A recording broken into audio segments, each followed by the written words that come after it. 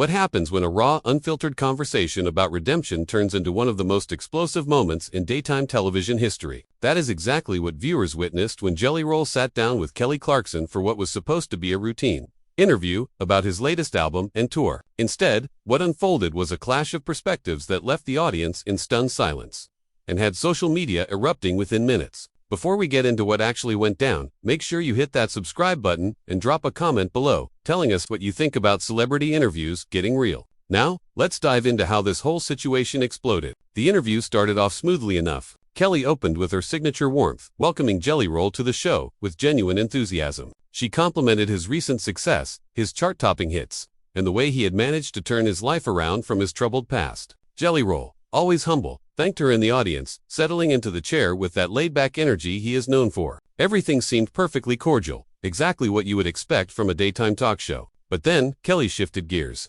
She brought up a topic that had been circulating in the media, a topic that Jelly Roll had addressed multiple times before, but one that journalists and hosts kept returning to like a dog with a bone. She asked him about his criminal past, specifically about how he reconciles his previous lifestyle with the platform he now has, especially given that young people look up to him. It was a question he had answered countless times, but there was something about the way Kelly framed it that immediately changed the temperature in the room. Jelly Roll's expression shifted slightly. You could see it in his eyes.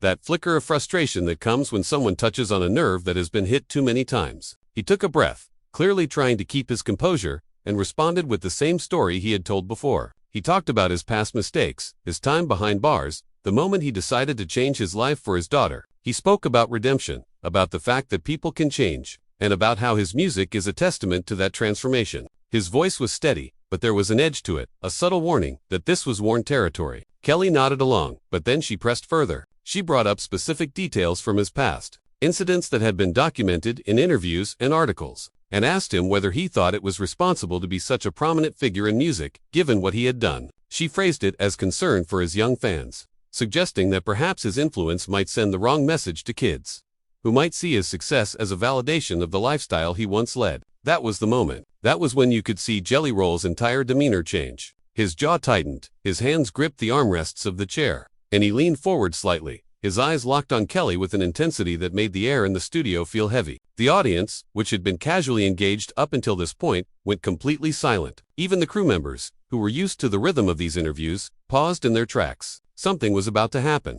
Jelly Roll did not raise his voice, not at first. Instead, he spoke with a kind of controlled intensity that was somehow more powerful than shouting. He told Kelly that he appreciated her concern, but that he was tired, genuinely exhausted, of being asked to justify his existence and his success based on mistakes he made when he was a different person. He explained that he had spent years paying for those mistakes, both literally and figuratively, and that the narrative people kept pushing, that he was somehow a bad influence because of his past, was not only unfair but fundamentally misunderstood the entire point of redemption. Kelly, to her credit, did not back down. She clarified that she was not attacking him personally, but that, as a public figure, he had to understand that people would question whether someone with his history should be held up as a role model. She said it was a legitimate concern that parents might have, and that she was simply voicing what a lot of people were thinking. Her tone was still professional, still measured, but there was a firmness to it that suggested she was not going to let this go easily. Jelly Roll sat back in his chair for a moment, and you could see him calculating his next words carefully. Then he leaned forward again, and this time his voice was sharper, more direct. He told Kelly that the problem with her question was that it came from a place of privilege, from someone who had never had to fight their way out of the kind of environment he came from. He said that it was easy to sit in a position of success and judge people for the choices they made when they had no choices, when survival meant doing things that people with comfortable lives could never understand. The audience gasped. A few people shifted uncomfortably in their seats. Kelly's expression changed, her eyes widening slightly as she absorbed what he had just said. She opened her mouth to respond, but Jelly Roll was not done.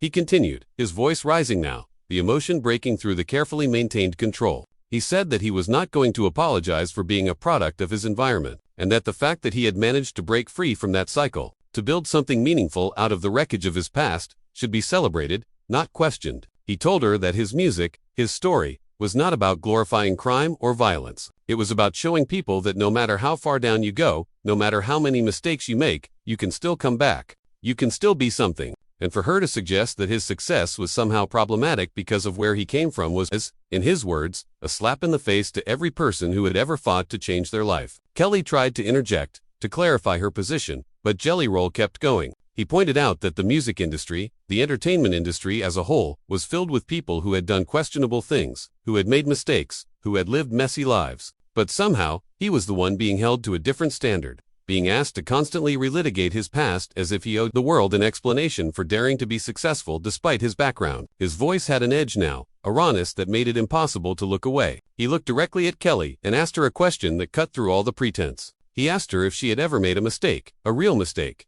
something she was not proud of, and when she started to answer, he cut her off, not rudely, but pointedly. He said that the difference between them was that her mistakes, whatever they were, probably did not result in a criminal record, did not result in years of her life being taken away, did not result in her being labeled for the rest of her existence. He said that privilege, real privilege, was being able to make mistakes and move on without the world constantly reminding you of them. The studio was dead silent. You could hear nothing but the hum of the equipment and maybe a few scattered nervous coughs from the audience. Kelly, for the first time in the interview, looked genuinely taken aback. She had interviewed hundreds of people, navigated thousands of difficult conversations, but this was different. This was raw, unscripted, and completely outside the bounds of what anyone had expected. Kelly finally found her voice and responded, her tone more careful now, almost measured in a way it had not been before. She said that she understood his frustration, and that she did not mean to make him feel like he had to defend himself. She acknowledged that she came from a different background, and that maybe she did not fully understand the weight of what he had been through. But she also stood her ground,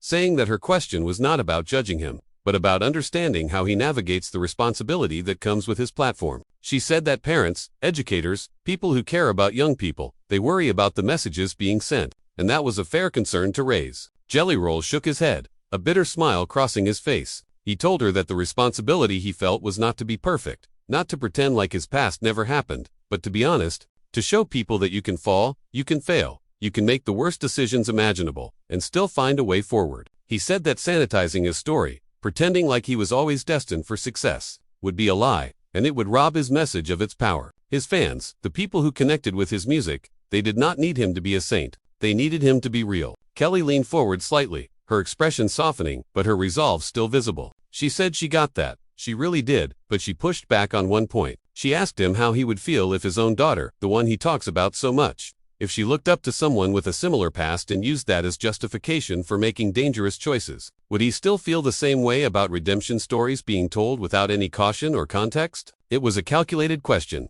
one designed to make him think about his own position from a different angle. And for a moment, just a moment, Jelly Roll paused. You could see the conflict in his eyes, the internal wrestling with what she had just asked. But then he responded, and his answer was not what anyone expected. He said that if his daughter made mistakes, if she fell into the same traps he did, he would not love her any less. He would not see her as irredeemable. He would see her as human, and he would hope that the world would give her the same chance at redemption that he had fought so hard to earn. He said that the difference between him and Kelly was that he knew what it was like to be written off, to be seen as nothing more than your worst moment, and he refused to do that to anyone else, including the young people Kelly was so concerned about.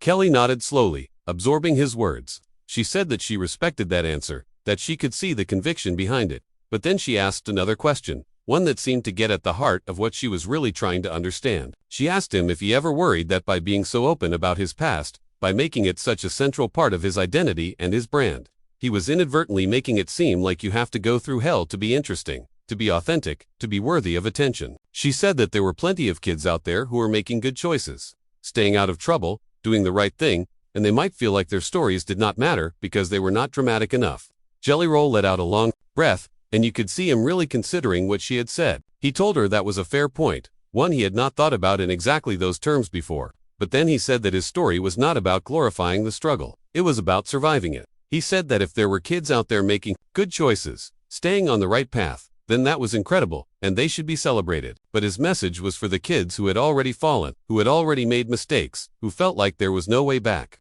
Those were the kids who needed to hear that redemption was possible. He said that the problem with society, with the way people talk about second chances, is that there is always this asterisk attached. People say they believe in redemption, but only if you are remorseful enough, only if you have suffered enough, only if you fit into their neat little box of what a reformed person should look like.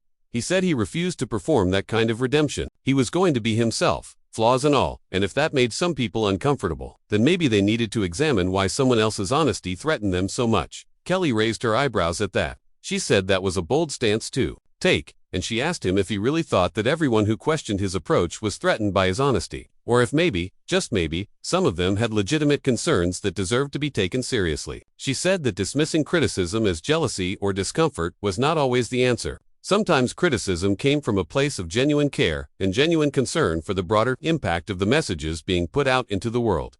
Jelly Roll leaned back and crossed his arms, his expression hardening again. He told Kelly that he had spent his entire life being criticized, being told he was not good enough, that he would never amount to anything, that he was a lost cause. And when he finally proved everyone wrong, when he finally built something real out of nothing, suddenly everyone had an opinion about how he should do it, how he should present himself, how he should tell his story. He said it felt like no matter what he did, there would always be someone ready to tear him down, and he was done trying to please people who were never going to be satisfied anyway. Kelly shook her head, her voice firm but not harsh. She said that what he was describing sounded exhausting, and she understood why he would feel defensive. But she also said that accepting criticism, even when it was hard to hear, was part of being in the public eye. She said that she had been criticized plenty of times in her career, had been told she was to this or not enough that, and it hurt. But she learned to listen to the criticism that came from a place of good faith, and to ignore the stuff that was just noise. She asked him if he could tell the difference, or if he had gotten to a point where all criticism felt like an attack. Jelly Roll paused again, and this time the pause was longer. The audience was hanging on every word, the tension in the room thick enough to cut with a knife. He finally said that maybe she had a point, that maybe he had built up walls so high that he could not always see the difference between someone genuinely trying to understand and someone trying to tear him down. But he also said that those walls existed for a reason. They existed because he had been hurt too many times, dismissed too many times, judged too many times. And if keeping those walls up meant protecting himself and his peace, then that was a trade-off he was willing to make. Kelly softened her tone and said that she understood that she was not trying to make him take down those walls. But she asked him to consider that maybe, just maybe, there were people on the other side of those walls who were not his enemies. People who wanted to understand, who wanted to support him, but who also had questions and concerns that deserved to be heard. She said that dialogue, real dialogue, required both sides to be willing to listen, not just to speak. Jelly Roll looked at her for a long moment, and then he did something unexpected. He smiled, not the bitter smile from before, but something softer, almost resigned. He said that she was right, that he could be defensive, that he could be stubborn. But he also said that he had earned the right to be both of those things.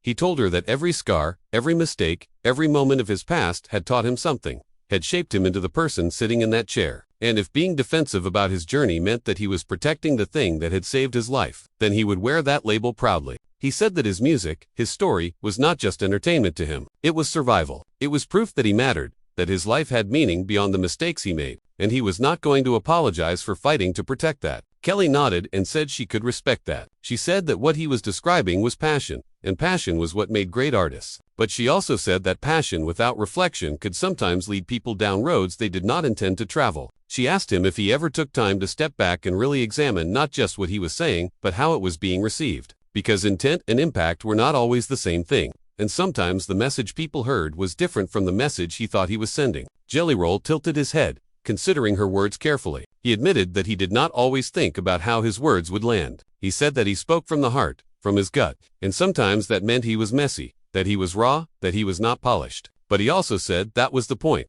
People connected with him because he was not polished, because he was willing to be vulnerable in ways that most celebrities were not. He said that if he started overthinking every word, every message, he would lose the very thing that made his connection with his audience so powerful. Kelly leaned forward, her expression thoughtful. She said that she understood that authenticity was his brand and his strength, but she also challenged him one more time. She said that being authentic did not mean being reckless. It did not mean ignoring the fact that his words had power, that his platform had reach, and that with that reach came a level of responsibility whether he wanted it or not. She said that she was not asking him to be perfect, but she was asking him to be thoughtful, to consider that the kids looking up to him, the fans who saw him as a hero, they were listening to everything he said. And sometimes, what seemed like honesty to him might come across as permission to someone who was looking for an excuse to make bad choices. Jelly Roll sat back and let out a long sigh. He said that he heard what she was saying, and that he did not disagree entirely. But he also said that he could not live his life worrying about every single person who might misinterpret his message. He said that if he did that, he would never say anything at all. He would become just another sanitized, media-trained celebrity who said all the right things but meant nothing. And that was not who he was. That was not who he would ever be. He then turned the question back on Kelly. He asked her if she had ever said something done something that was misunderstood or taken the wrong way. And when she nodded, he asked her if she stopped being herself because of it, or if she learned to accept that you cannot control how everyone perceives you. He said that was the lesson he had learned, the hard way. You can be as thoughtful as you want, as careful as you want, and people will still find a way to twist your words, to make you the villain in their story. So, at some point, you have to decide whether you are going to live for yourself or live for the approval of people, who were never going to approve of you anyway. Kelly smiled, a genuine smile this time, and she said that he had a point. She said that she had definitely been in situations where no matter what she did, someone was going to criticize her for it. And she had learned, like he said, that you cannot please everyone. But she also said that there was a difference between living for approval and being mindful of the impact you have. She said it was not about changing who you are, it was about being aware of the ripple effects of your actions and your words. And that awareness did not make you less authentic. It made you more responsible. Jelly Roll nodded slowly, and for the first time in the interview, there was a sense of mutual understanding between them. He told her that he appreciated the conversation, even though it had been uncomfortable, even though it had pushed him in ways he had not expected. He said that maybe he did need to think more about the impact of his words, not because he owed it to critics, but because he owed it to the people who genuinely looked up to him, who saw him as proof that change was possible. Kelly thanked him for his honesty, for being willing to engage in a conversation that a lot of people would have shut down or walked away from. She said that this was what real dialogue looked like, messy and uncomfortable and sometimes frustrating, but ultimately valuable. She said that she hoped people watching at home would see that it was okay to disagree, okay to challenge each other, as long as it came from a place of respect and a genuine desire to understand. Jelly Roll agreed, saying that he hoped people would take away the message that redemption was not a straight line, that it was complicated and messy, and that everyone's journey looked different. He said that if his story helped even one person believe that they could change their life, then every uncomfortable conversation, every moment of being questioned, was worth it. He said that he was not perfect, that he would never claim to be, but he was trying, and that was all anyone could really ask for. The audience erupted into applause, a standing ovation that seemed to release all the tension that had been building throughout the interview. Kelly stood and shook Jelly Roll's hand, and you could see the respect between them, even after everything that had been said. It was not a neat resolution, not a moment where everything was tied up with a bow, but it was real, and that was what made it so powerful. So what do you think about this interview? Was Kelly right to push Jelly Roll on these issues, or did she cross a line? Drop a comment below with your thoughts. And do not forget to subscribe so you do not miss any more explosive moments like this one. What do you think is more important for public figures, authenticity or responsibility?